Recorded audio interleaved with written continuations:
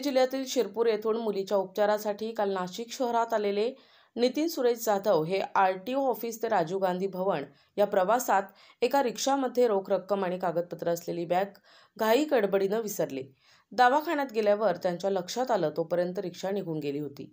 रिक्षाच्या पुढे काचेवर जय मल्हार असं नाव असल्याचं त्यांच्या लक्षात होतं। बॅगेत मुलीच्या उपचाराचे कागदपत्रे तसेच मित्र नातेवाईकांकडून जमविलेले 32,700 रुपये होते। हतबल झालेल्या नितीन जाधव यांनी तात्काळ पोलीस आयुक्त संदीप कर्णिक यांना झालेली घटना मेसेज करून कळवली। पोलीस आयुक्तांनी नाशिक शहरातील सर्व पोलीस यंत्रणेला रिक्षातील बॅग शोधण्याचे आदेश दिले। त्यानुसार गुंडाविरोधी पथकाचे प्रभारी अधिकारी ज्ञानेश्वर मोहिते यांनी तात्काळ त्यांच्या पथकाला सूचित करत जय मल्हार नावाच्या रिक्षाचा शोधण्याची सूचना केली। पथकानं शहरातील सर्व स्टँडवरील सीसीटीव्हीची तपासणी केली असता पथकाला मसरूळ परिसरात जय मल्हार नावाची रिक्षा आढळली। रिक्षाच्या तपासणीत एका बॅगेत कागदपत्र आणि रोख रक्कम मिळून आल्यानं जाधव यांना गुंडाविरोधी पथकाच्या कार्यालयात बोलावून घेत त्यांची बॅग सुपूर्द करण्यात आल्याची माहिती गुंडाविरोधी पथकाचे पोलीस निरीक्षक ज्ञानेश्वर मोहिते यांनी दिली। श्री नितीन सुरेश जाधव राहणार शिरपूर धुळे हे त्यांच्या मुलीला त्यांची 10 महिन्याच्या मुलीला कॅन्सर झाल्याने नाशिक येथे उपचाराकामी आज रोजी आले होते। दुपारच्या दरम्यान त्यांचं नामको हॉस्पिटल येथे उपचार करून काही टेस्ट करण्यासाठी जाणे असताना रिक्षामध्ये त्यांची बॅग गाळ झाली। त्यामध्ये जवळजवळ 32,000 रुपये होते आणि दवाखान्याचे कागदपत्र आणि त्यांचे कागदपत्र होते। असे कागदपत्र गाळ झाल्याने त्यांची इथे कोणाची ओळख नसल्याने त्यांनी सदरची माहिती माननीय पोलीस आयुक्त श्री संदीप कर्णिक सर यांना दिली। माननीय पोलीस आयुक्त श्री संदीप सर यांनी तात्काळ सदरच्या इसमाला मदत करून त्यांचे गाळ झालेली बॅग व पैसे त्यांना परत करण्याबाबत सर्वांना आदेशित केले।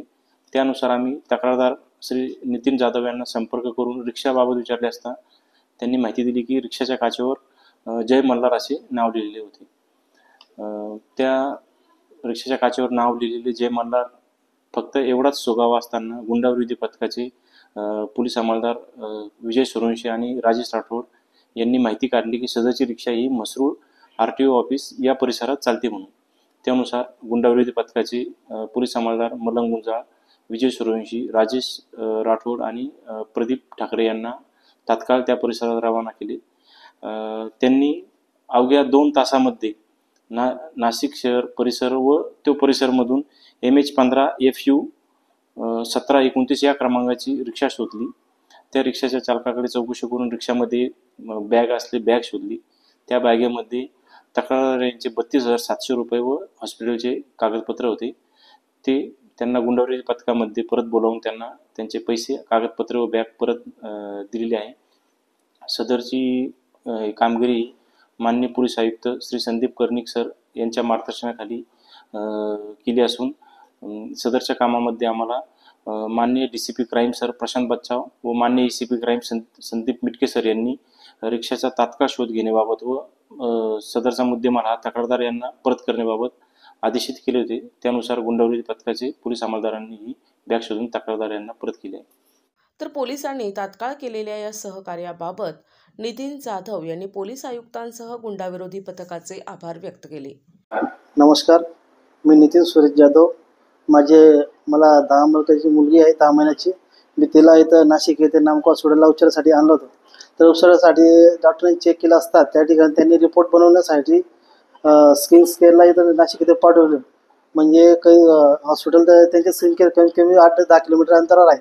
तर त्या ठिकाणी माझ्या त्या बॅगमध्ये काही पैसे होते, त्यानंतर माझ्या फायली होत्या।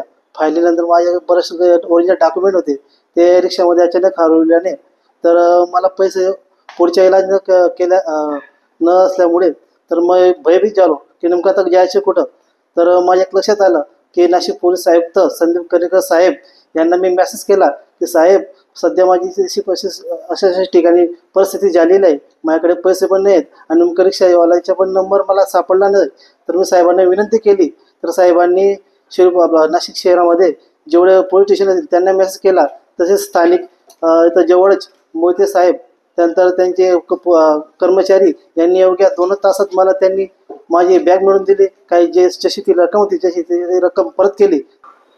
त्यानंतर गुंडाविरोधी पथकाचे मोते साहेब त्यांचे कर्मचारी आणि सर्व जवळचे पोलीस स्टेशन सर्व कर्मचारी मी त्यांचे धन्यवाद मानतो की त्यांनी अवघ्या मला 2 तासात ती मला बॅग मिळवून दिली आणि पुढची जी प्रोसेस आहे त्याला मी त्यांचे आभार मानतो.